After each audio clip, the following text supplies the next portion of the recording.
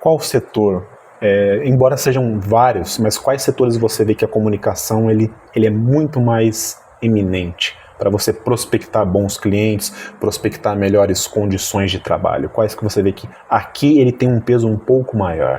Profissionais que atuam de modo geral com vendas, atendimento ao público, sim. Ali eles com certeza, o arroz com feijão deles precisa ser a oratória.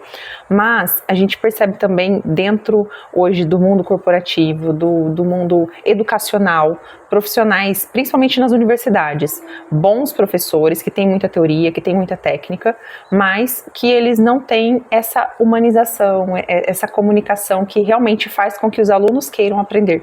Tanto que hoje nós temos medidas políticas que de alguma forma vêm para incentivar os alunos a voltarem a estudar. Olha o absurdo que a gente chegou no nosso país. Sim. Precisar pagar para um aluno voltar para a escola. Sim. Então, será que é só esse o incentivo? Será que, de repente, não houve ali algum tato que foi perdido ao longo dos anos nesse modelo de ensino que precisa ser resgatado para fazer com que esses alunos se interessem mais? Então, ser interessante exige uma boa comunicação.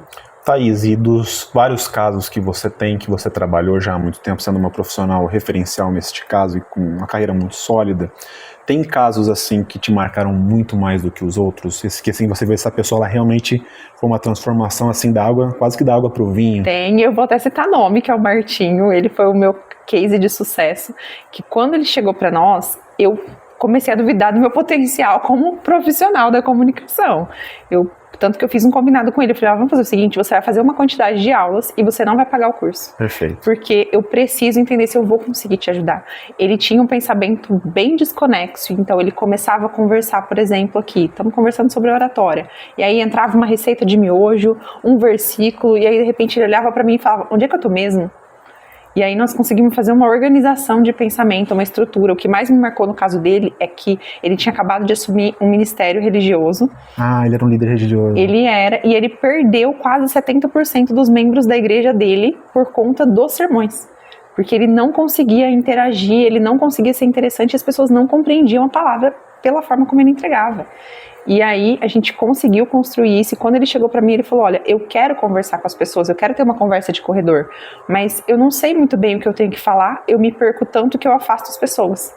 Então ele literalmente tinha problemas na vida pessoal e também ali no ministério por conta dessa comunicação, e ele se saiu tão bem no curso depois que muita gente que o ouviu depois começou a perguntar o que aconteceu com ele. E hoje a grande parte dos profissionais da saúde, médico, psicólogos, é ele que me indica, porque foi realmente uma transformação. Thaís, o seu escopo ele é bastante diverso, então você treina muita gente, já treinou muita gente dos mais diferentes segmentos, né? Desde políticos, líderes religiosos, vendedores, empresários. Tem algum desses que, pela própria característica profissional, ele por si só é mais complexo de lidar? Não pela pessoa, mas a categoria do qual ele se encontra é mais difícil de trabalhar? De repente um político, por causa das campanhas, ou um empresário de estar motivando o seu RH, qual que é o mais difícil de lidar, assim? Pela intervenção profissional dele, não sua.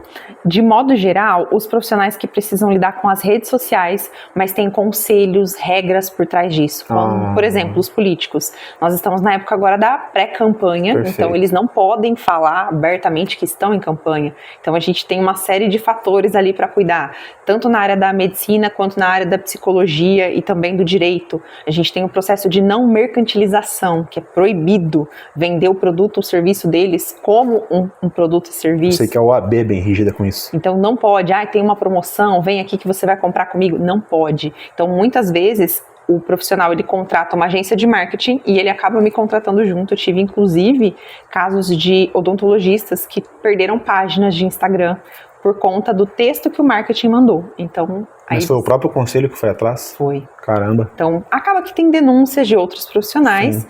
Então, eles me contratam e falam, Stacy, olha, como é que eu faço eu quero falar isso, mas não posso falar isso. Você faz uma adequação. Então, fazemos essa adequação. E, de modo geral, essas áreas de saúde, área da política, área do direito, áreas que têm conselhos que regem essas regras e precisa tomar muito cuidado, porque não é o que se fala, é como se fala. Sim. Às vezes, um ajuste simples, um sinônimo já tira aquela mercantilização e eles poderiam continuar com excelentes conteúdos, mas perdem oportunidade, perdem ferramenta de trabalho, porque a gente sabe hoje que Instagram, redes sociais são ferramentas de trabalho.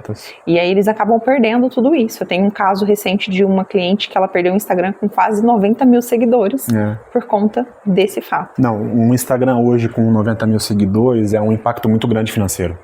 Mesmo não que não seja financeiramente direto, mas indiretamente, né, é uma grande vitrine.